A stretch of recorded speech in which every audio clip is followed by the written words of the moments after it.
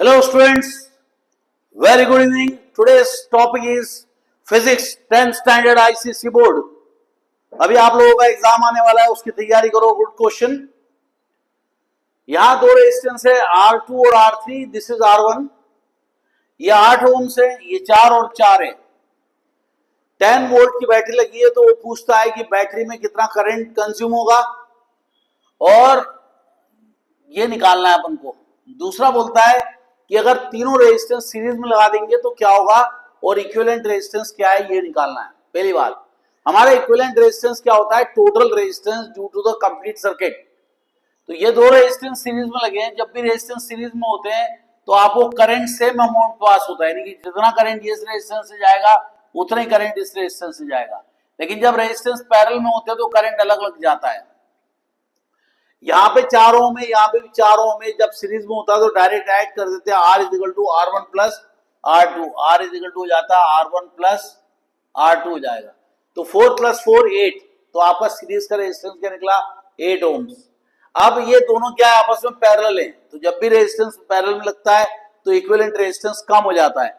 जब भी resistance series में लगते हैं तो इक्विवेलेंट रेजिस्टेंस बढ़ जाता है. तो ये हो जाएगा 1/8 प्लस 1/8. ये हो जाएगा 1/4. रेजिस्टेंस बनेगा 4 ओम्स. जब ये दो रेजिस्टेंस सीरीज में लगेंगे और ये पैरेलल में लगेगा तो टोटल रेजिस्टेंस मिलेगा अपन को 4 ओम्स. हमें मालूम है कि टोटल करंट कंज्यूम्ड क्या हो जाएगा? EMF of the battery divide by the resistance, equivalent resistance. Equivalent resistance आपका 4 ओम आ गया. पुट कर दो, आंसर आ जाएगा 2.5 एम्पियर. अगर ये क्वेश्चन में पूछा जाता है कि इसमें से कितना करंट फ्लो होगा और इसमें से कितना करंट फ्लो होगा, एक्स्ट्रा बता रहा हूं, तो क्या करना?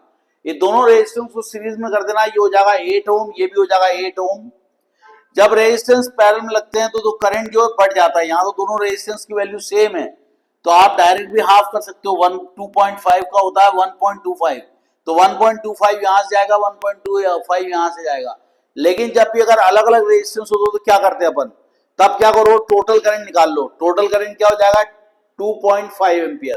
तो I1 प्लस I2 किसके बराबर जाएगा? 2.5 एम्पियर. यानी यहां से जितना करंट जाएगा, यहां से जितना करंट जाएगा, उसको सम करेंगे तो कितना जाएगा? 2.5 एम्पियर. अब जब रेजिस्टेंस पैरेलल में लगे होते हैं तो पोटेंशियल डिफरेंस सेम होता है, यानी कि करंट इनटू रेजिस्टेंस और ये भी current into resistance same value आती है. तो जब रेजिस्टेंस पैरेलल में लगे थे तो ये दोनों पॉइंट पे पोटेंशियल डिफरेंस सेम मिलता है. तो V is equal to I1 R1, V is equal to I2 R2, दोनों को इक्वेट कर देंगे. I1 R1 is equal to I2 R2 करेंगे.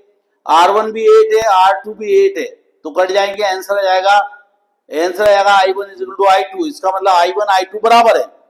हम लोग इसको भी I1 मान लेंगे, इसको भी I1 मान लेंगे. I1 plus I1 2I1.